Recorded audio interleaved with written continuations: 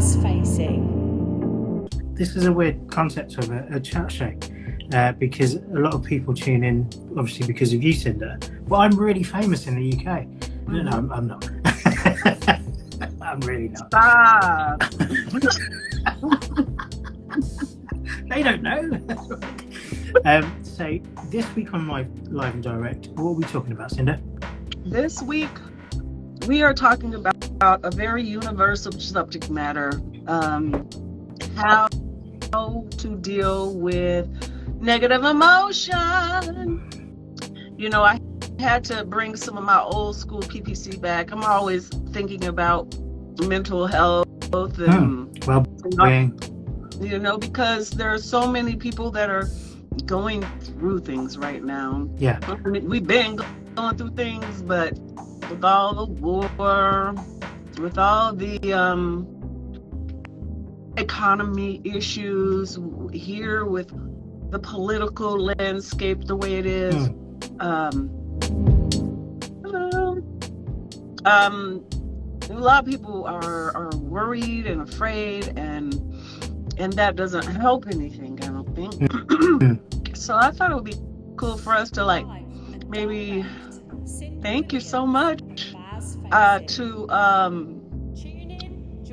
talk about some stories from our lives or whatever, and how we've dealt with different things, and maybe some people want to join in with us and make some comments. I'll try to keep up with the comments. Or do you have any guests coming on today, Bazz? Well, I did have one, and I approached, because I made that mistake of going, yeah, this person would be absolutely perfect. And I approached them, and I did it by voice note. And they sent me a voice note back, and they kind of went, just separated from my husband. And I was like, so does that mean we can't do really make it a perfect person? But yeah, I was like, ready to talk about it yet. I didn't want to, and also her husband is like one of my really good friends as well. So I didn't want to I didn't want to put her on a platform where she felt she had to air her dirty laundry. Right. And two, I didn't want to wade into the middle of two people and go, well, I'm kind of pushing this person's agenda and ignoring this person. So I just said, we'll have you on just when, you know, you're ready and things settle. Live and direct. Willie asked where you're from, Bazz. Where am I from? I'm from London originally, North London. So I guess I lived in Wembley, literally opposite the stadium, for the first sort of 10, 11 years of my life. And then I moved to a place called Finchley, which was a little better.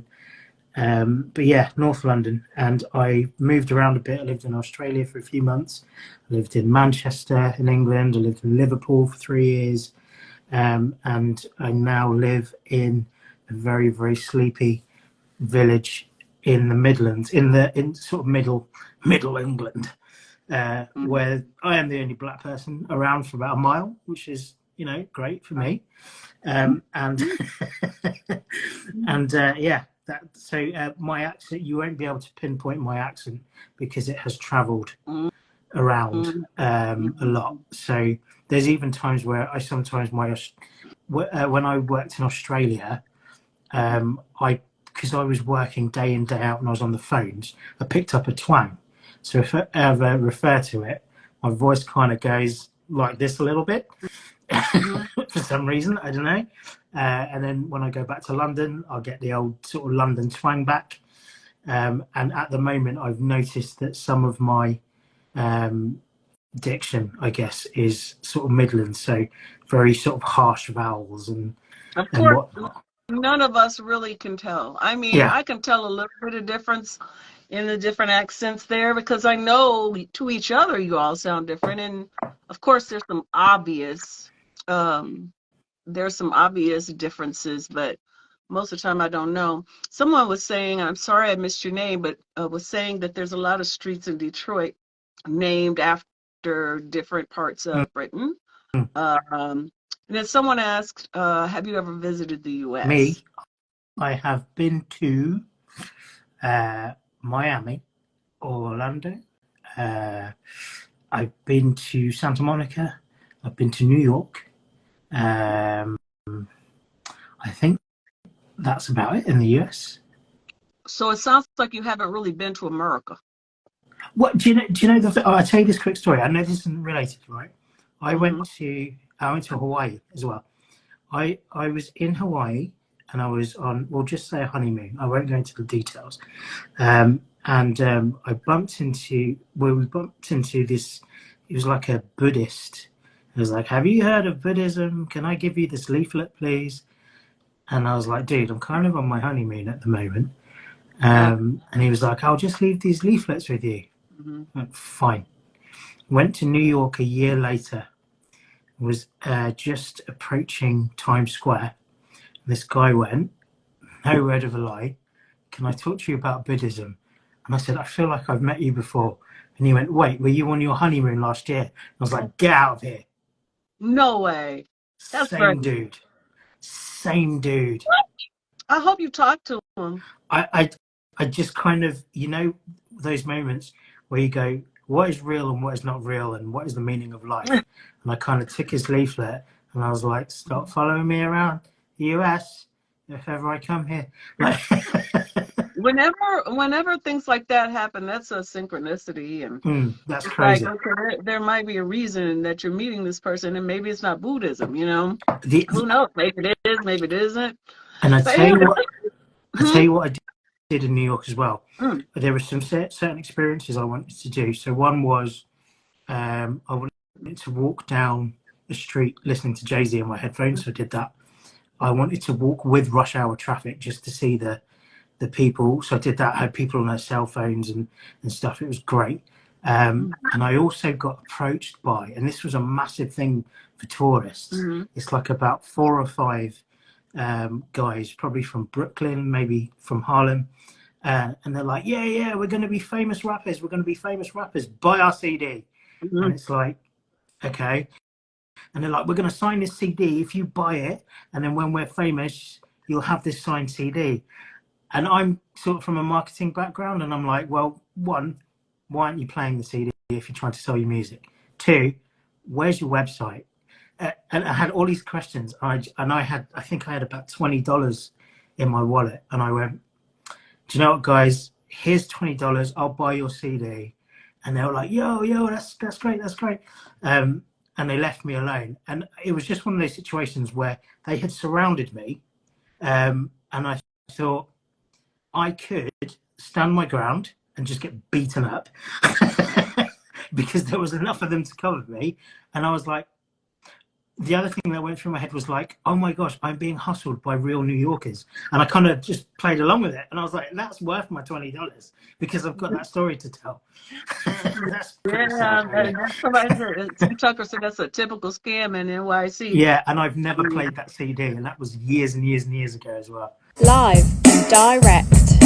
So let's get to the subject at hand.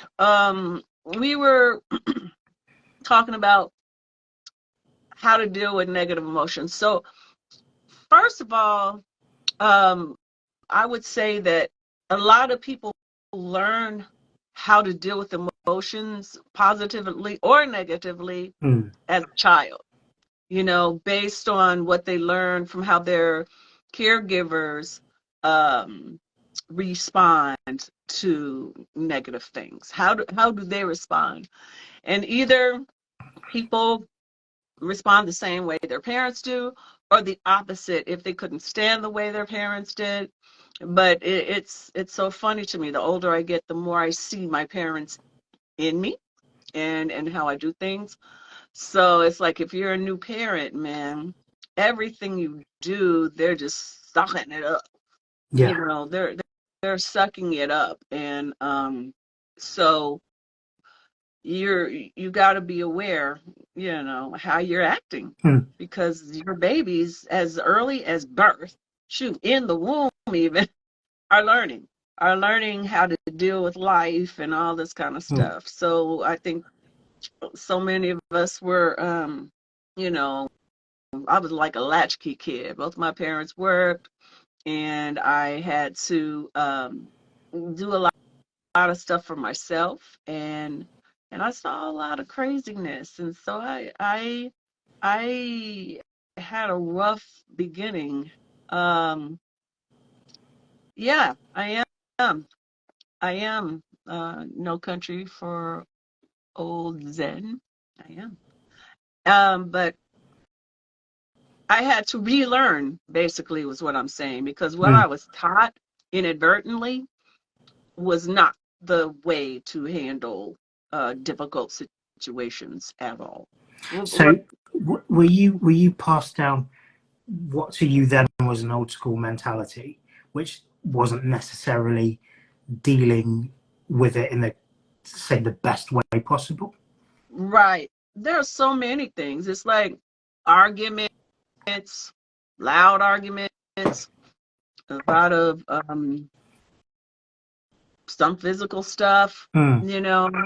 And I'm not just talking about parents, I'm talking about neighborhood, family, friends. People were very frustrated and dealt with stuff by either being passive aggressive and not really dealing with the subject matter at all, just shutting down and becoming depressed, or the opposite, shouting and yelling and violence. And you know, there's all different kind of emotions, but I had to teach myself how to when I was a kid, let's just say this, I learned very early to shut up because I was a girl in a very patriarchal family, and we were not supposed to, females were just supposed to keep their thoughts to themselves for the most part. That's just how it was. And I was the only. This is very typical as well, because a male child and a female child, especially sort of, you know, in generations past, would have been given two different sets of advice, mostly, to deal with anything negative. So, you know, a boy may have been taught to toughen up, or a girl may have been taught to, you know, don't let them get more mad, or, you know, shut up and deal with it. And that sort of, those are life shapers as well, because you then send those two children off, and they have very, very different pathways in life. And you know, I think now, where people are a little bit more smart with, or a little bit more liberal with raising their kids, and the message now is, you know, you are equal, so stand up. And even then, you know, do you have the tools to teach your kids how to stand up and what to say? Because it's one thing saying, you know, stand up for yourself, but then, you know, there needs to be more to the message. So going back, sort of growing up, was that kind of, did you find that way of dealing with negative subjects, did you find that kind of was institutionalized in you, and it kind of paved the way for how you reacted in sort of older life? Oh yeah, I mean, you know, once you learn how to behave in circumstances as a child, it takes a concerted effort to change your own behavior, especially if it was extreme. Yeah. If it was like really hardcore, that stuff gets entrenched in you and becomes a survival mechanism. And so even if it's not a healthy way to deal with life, like for instance, me, when, like I said, I was taught, you know, keep it shut down, whatever. So a lot of pretty crazy things happened to me very young in my life, very young, and I held everything in. So I was a depressed child. I was depressed very early, and you know, depression oftentimes is another emotion held within.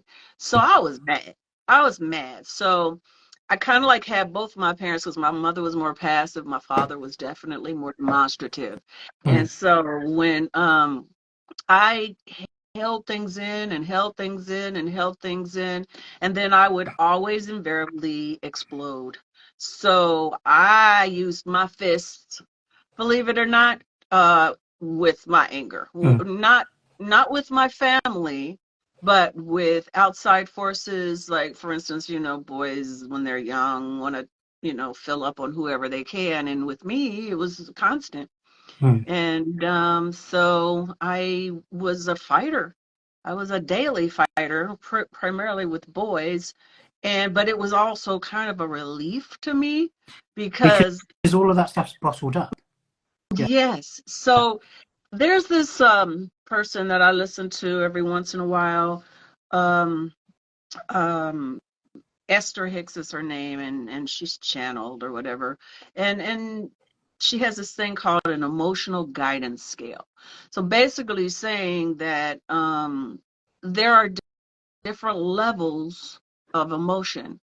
And even if you're at the lowest point, which is like you're in fear, you're grieving, you're super depressed, or you feel powerless, that's like as low as you can go. That's as low as you can go. So if you're there and you find yourself moving up to hatred, as horrible as that sounds, that's better. Because it means at least you're not holding it in anymore.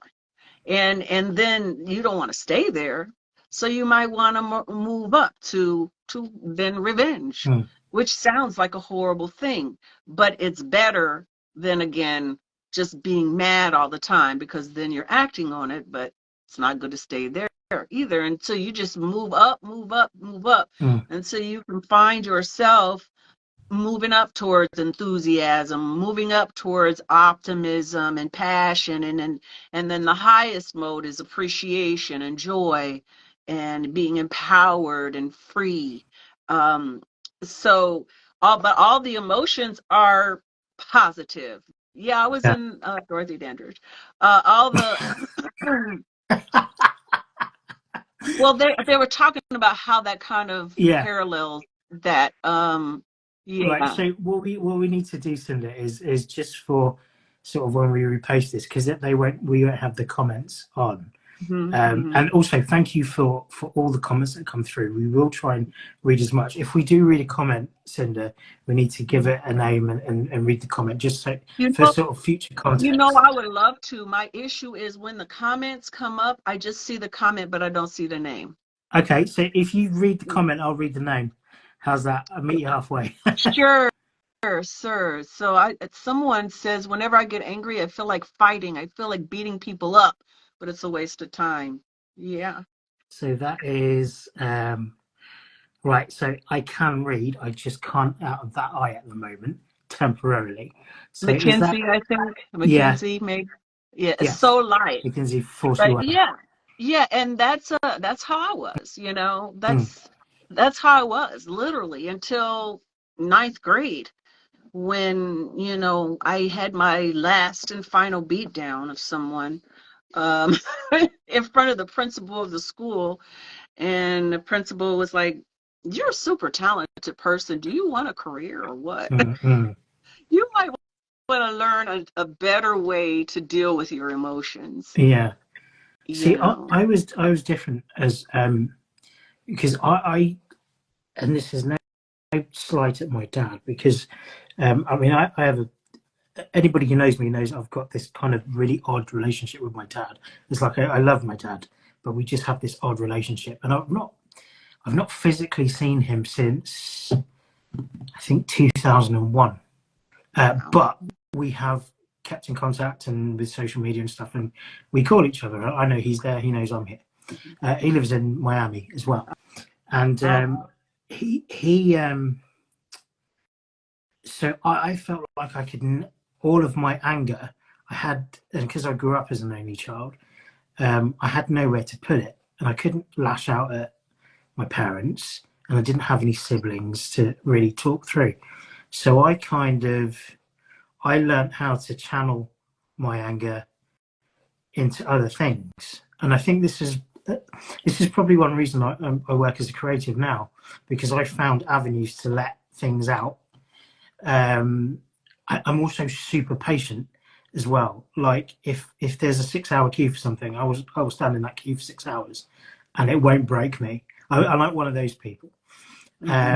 And I've often found that reacting in the moment isn't the best answer for me. So I kind of go, okay, that's happened. Let me just think about that. Let me really think about what's happening.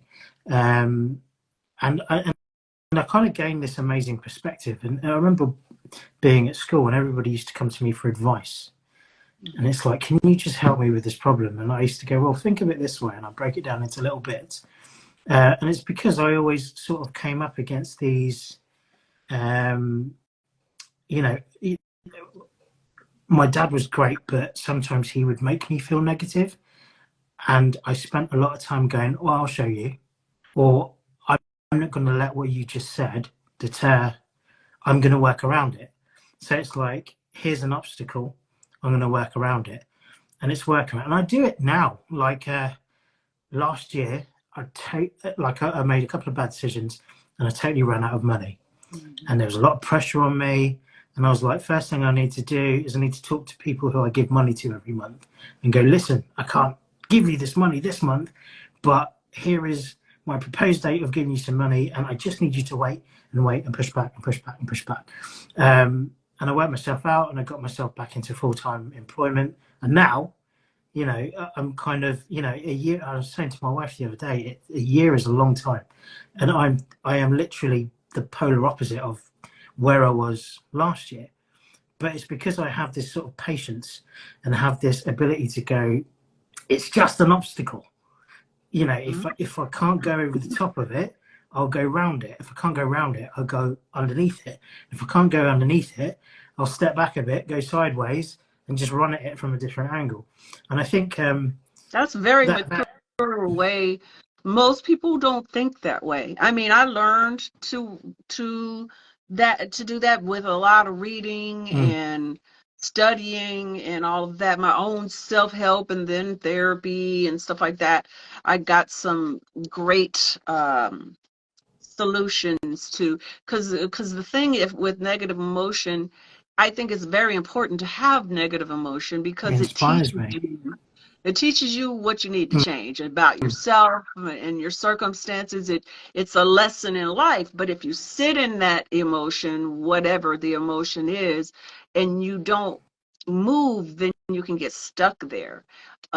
So, you know, I think it's really helpful to do what's it called? When there's a word for it. When you basically take a situation, look at a situation, and reframe it. Yeah. When you reframe the situation, say, okay, that happened, and okay, so what really happened? What's another? And take yourself out of the situation, which basically means take yourself out of the ego, and let yourself really look at it from a wide angle. And then you can see maybe the lesson that you can learn from whatever situation and whatever. I want to read a couple of comments. Mackenzie said, I was always considered a quiet person, but whenever I want to be left alone, then don't mess with me, or a person can see another side of me. Yeah, I get that.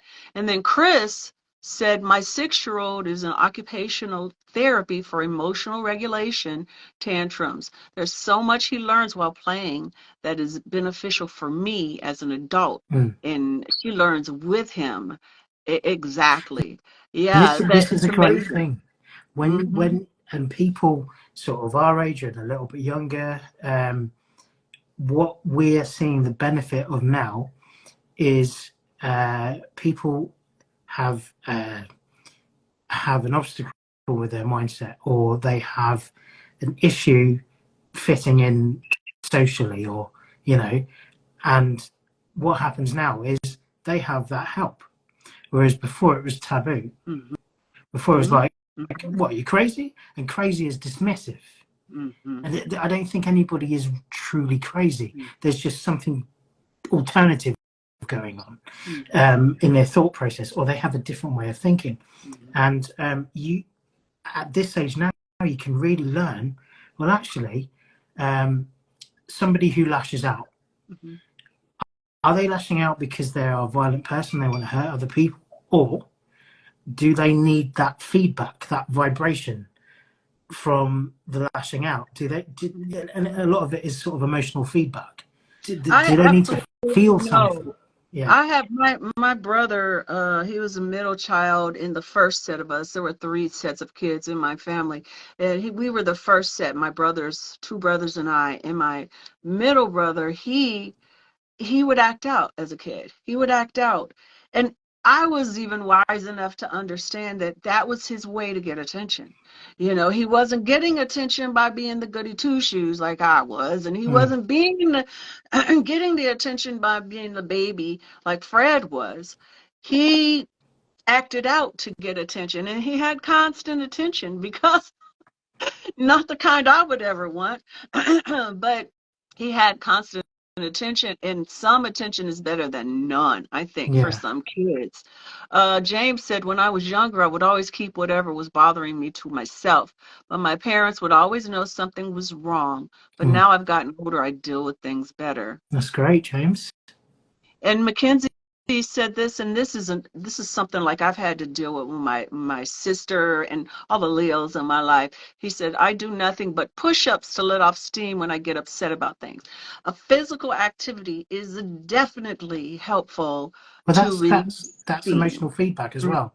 That push-up is giving you that feedback, and it burns. It burns off the negativity, and it almost redistributes your energy, doesn't it? Which is great. Live and direct. Sometimes it's hard to be positive when me as a person is always around negative atmosphere. It's just hard right now to be positive. And I think that's why it's important to really be conscious of your atmosphere. I like for me, I mean, right now it will be very easy to be overwhelmed with so many things that are happening in the world, so many things that are happening around us, and people are responding to that. The energy is full of fear, and that's why I figure, I keep myself in the know of what's going on in the world, but at the same time, I don't get entrenched in it. I don't live in it. I don't turn on the television every day and suck in all the bad news. I don't watch social media. I don't use it for that, And so, This is another you thing. can Social media you is can so affect negative. your atmosphere, is Yeah. what I'm saying, by what you choose, by choosing what you can bring into your spirit. Basically, you can affect how you feel, and you can choose to feel better than the way it seems out in the world. Yeah. Social media is a crazy platform right now, because what I find is that people, you kind of, you network and you accept friend requests and your friends. Then after a while, and then people start deleting you, and you think, does that person think that they're deleting me from life, or is it? It's like you're not, it's not like nobody's going to take that personally. But what I'm finding now is you kind of go on, and people have their own agendas, which they're most welcome to. But some of it is either a marketing agenda, or it's somewhere where they hang their dirty laundry. And I don't think what they realise is, I go, oh, okay, I've been working. I'm just going to pick up my phone because this is relief. And then you go onto social media, and it's like moan, moan, moan, advert, moan, moan, advert. There's something wrong with this person, this. Let's make fun of this, and it's so negative. I really think it's the algorithm. Yeah. Your own algorithm. Because for me, social media is a very positive thing. I don't see the stuff that other people, because I don't share if it's negative. I don't like it if it's negative. I don't send it if it's negative. If it fills me up with life affirming something, then that I share, that I like, and that controls what you see. That controls the algorithm that you get. Mm. I mean, I've seen like other people's what the content that they're getting, and I'm amazed at it. I'm like, oh my gosh, I can't believe that stuff is on there, because mine doesn't look like that. I choose not to delve into that side, because social media, someone said social media is a devil. It can be, or it could be God, not God. God can be in it. You see what I'm saying? To me, it can be used by any entity, depending on what you're attracted to, and what you're feeding into is what you'll attract back to you. I don't have that bad experience with social media, because I make very conscious choices about what I consume, and Absolutely. I think that's key. There's a couple of comments. Oh, thank you, Mo Better Blues fan. Shoot, James said with so much negative things happening in the world now, you can't listen to it constantly. You need to decompress for it. Yeah, I am acting. You know, we get some acting questions. All right. Yeah, I'm continuing to act. I did have a couple of slow years the last couple of years, but Do you know what's in I'm there? Next week I'm doing this with Alfonso Ribeiro, because we won't have all these questions about acting and what's your next project? Yeah, every once in a while we'll do a Q&A kind of thing. Oh yeah, You know. absolutely. It's all love. It's all love. And But I I get love bored that. of talking about me, you guys. Mm. I'd rather talk about you. I'd rather share with you. Thank you. Like New York Undercover. Yeah, James is really good at spreading information that's positive. He sends out these positive notes every week. It always uplifts me, encourages me. And you know, but Chris says it's necessary to unplug. It is. It is. I don't know if you guys notice or care, but I don't really. Not online on the weekend. I'm like, peace. You know, I might answer a message or something like that, because sometimes business comes through there, but I'm not watching it. I'm not paying attention to it. I But don't miss it. actually, you're actually a good example, because you may have had something negative happen today, and here you are online, and people are going, "Do you know what, Cynda? I loved you in this. I'm a massive fan of yours," and I don't think you'll ever hate that. Like I am sure that makes you feel blessed. Yeah, it does. And I also get the other. You know, I get people that don't like me that make comments too, and they're welcome to it. To me, if you're thinking about me, it doesn't matter what you're thinking about. If you're thinking about me, that means I'm doing okay. You know, that means I'm relevant for you, even if you don't like me. But I mean, Lord knows I don't want to see that. But you know, not everybody's gonna like you. Who don't like me? I don't never know who they are. They might just be trolls, or they might not. They might even be, you know, those fake things. I don't even know. I think I'm okay, but I'm not.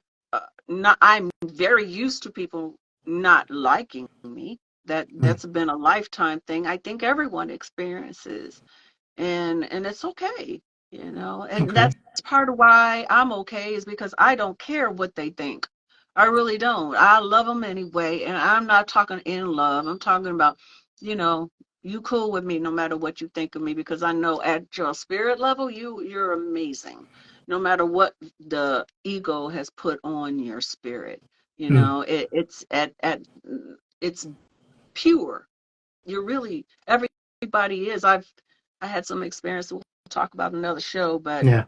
I know Somebody's that. asked who doesn't like you. I tell you who doesn't like Cynda. Haters. That's Haters. plain and simple. Haters. Live and direct. I won't ask you what your lowest point has been. What I'll ask you is, what is the biggest thing you have turned around from negative, or used that negative energy to fuel some positivity? If you could, I mean, if you do have an experience like that. I don't have one. I have multiple. I've had. Thank Go you. for it. I've had multiple. Like I feel like I've had multiple deaths in my Mm. life. I've died and been reborn multiple times. And I can tell you about the most recent one. Yeah. I went through some major turmoil for a couple of years, a night of the soul, they call it. And I just didn't know if I wanted to stick around this place. You know what I'm saying? I had like one difficult relationship after another. People that I loved so much didn't love me back and treated me in ways that I never expected to ever be treated in my life. And I was very discouraged by the world. I was very discouraged, but I was still, keeping myself protected. But, things just happen sometimes to make you grow, to push you to grow and to change. And I had a whole year off, a whole year where I was doing radio, believe it or not. I was during that time, I was doing radio, but that was the only thing I was doing. It was the only way I was interacting with people. I was alone. I wasn't working at all. No work. I did not have a car. My daughter was an hour and a half away from me, but I could never see her because I had no money. I wasn't working. I mean, it was just, it was during my podcast time. That kind of stuff kept me going. The radio shows that I did and the podcast today, because it was a very, very, very dark time.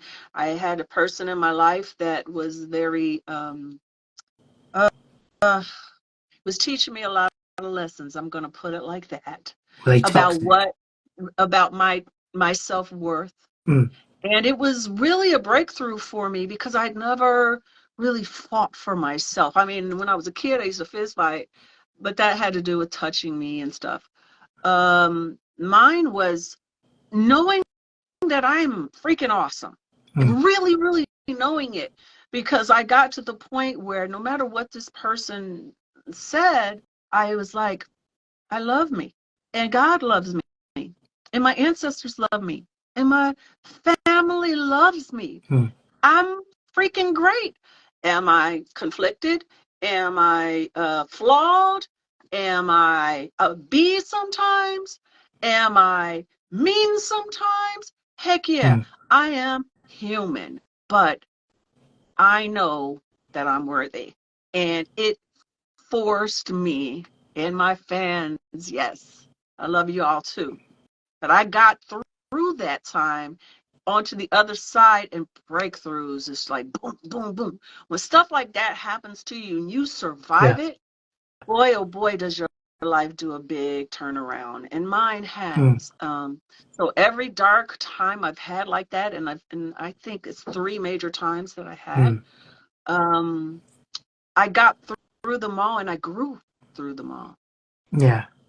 I had my experience actually came last year, and I think it was at a point where all of my life experience just came to a head and went, you can deal with this. So I was working a job that I just didn't want to do. And it's because I didn't want to do it, I wasn't doing the work. I knew I was going to get fired. And I got to a point where it was very simple things, like my brain would shut down in simple tasks. And I was like, I don't know how to do this. And then, but I could, but I just couldn't see it. There was some kind of mental block. And it had sort of stemmed from, I was a spiral from like a year before. And I ended up unemployed. But I ended up unemployed at a time where it's like, I don't have the time, I can't afford to be unemployed. But I was also very, very disillusioned because I'm a digital designer by day. I got very, very disillusioned with my design capabilities. So I said, I'm never going to design again. I don't think this is for me. So I went and worked in a warehouse. I said, I'm just going to get a night job in a warehouse. It'll be like half the money, but I don't care. I never want to sit in front of a computer again. And I think I got to day 4 and I'd lost 5 pounds in weight in those 4 days. That's how much I was moving and lifting, and I was going into the back of trucks, and I was moving merchandise. And what I noticed was, and what the people in charge noticed was, I was the slowest one there, despite the fact that I'd lost 5 pounds in weight. And I remember a mirror. We were packing mirrors, and one of them fell on my head, and it really hurt. And I thought, ah. And then the supervisor came in, and she was like a lady in her 50s, and she went, "I bet I can do this faster than you." I was like, "This is a strange situation to be in." So she raced me, and she cleared half the truck in the time that I cleared a quarter of it. And she went, "You really need to pick up your pace." And I'm thinking, like, my CV up to then, there's some big brands that I've worked for. Yeah, there's some big national, like worldwide known brands that I've designed for. And I'm thinking, what am I doing in the back of a truck? And no disrespect to anybody who works in a warehouse, but it's not me. I clearly was having some kind of career meltdown. I was low. My confidence was low.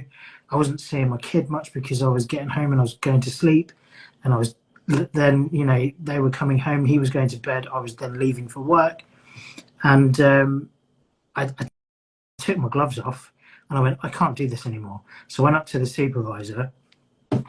I went, "I'm really sorry. This isn't for me. I'm sorry I let you down." And she kind of looked at me, and I went, "I'm going back to work in an office." Was unemployed for a bit longer, and then I did an event at Chelsea Football Club, where I had to edit a podcast and put it into video form and present it at this sort of Black History Month event. And I'd done like the framing for the PowerPoint that everything was presented on. And afterwards, there was this lady called Brenda Edwards. Brenda Edwards is known in the UK. She's on a TV show, and her son was called Jamal Edwards, who was a record producer. He was an innovator. I think he helped discover Ed Sheeran, but he passed away a couple of years ago at the age of like 31 or something stupid like that. Yeah. And we did a section where we honoured Brenda for her son, because he was a massive Chelsea fan, and she was. And she came up to me and she held my hand, and she said, "What you did tonight was amazing." And I was like, "You birthed Jamal Edwards." Like, look him up, Jamal Edwards. I was like, "You," and just the fact that you're calling me amazing. And it was almost like she touched my hand, and all the creative electricity rushed back into my body. And I've been flying ever since. Yeah, I mean, but sometimes I you needed gotta to go that low. Sometimes, yeah, if you don't ever experience the dark times, you don't really appreciate the great times. You know what I'm saying? And when you have a creative, but if you don't have those experiences, you have to have breakthroughs somehow. Yeah. And if things are just easy going and comfortable, even, then you don't evolve. And sometimes, so you just have to go through these things and just keep remembering that it's temporary. Live and direct. I think negative emotions can be such an array of things. It can be somebody has kicked you, watched you down, or somebody has said something, or it was that one little comment that sort of spurred you on to go, "Oh, I'm gonna, I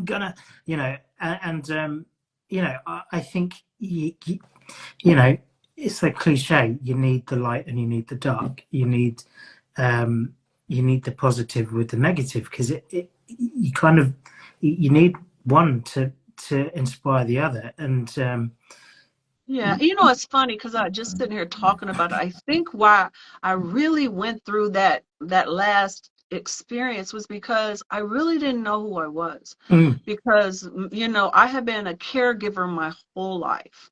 I took care of my parents. I was the oldest, so I took care of my siblings. I took care of my cousins. And then I had my daughter, and I took care of my men, and I just took care of everyone. And for the first time in my life, both of my parents passed away within a year.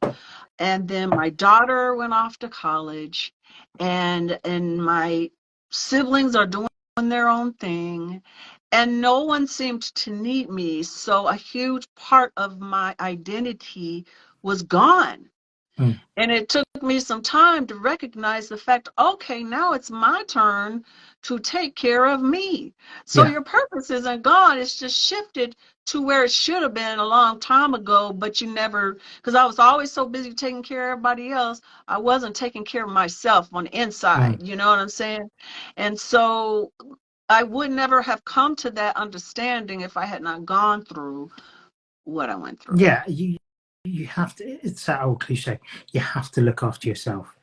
You know, Mm-hmm. you know, yourself is number one, because if you don't, how will you have the strength to look after others? And I think it's very, very easy to lay down and go, I will do this for you.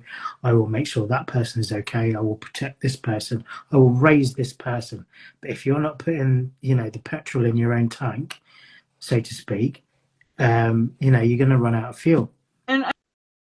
And I really think it's important, you know, I heard this the other day and it so resonated with me. It was like, don't worry about doing the big thing for your Mm. purpose. If you're learning and growing and changing and consciously trying to be a light and love others, and then your purpose is every moment of your life, just living to your best, to the best of your ability. You don't need to be the president or the prime minister. You don't need to be the queen.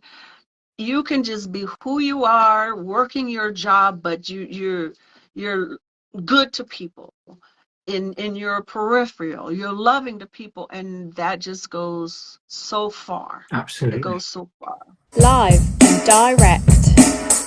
Cynda, I'm very, very aware that you have quite a few fans watching. So, what say for the last few minutes, we address the fans, your fans. Okay, So, if right, anybody has any questions, anybody has a question, fire them now. yeah, So then it won't be out of context. yeah, they're talking about New York Undercover. That was a really great experience. I loved that, and it was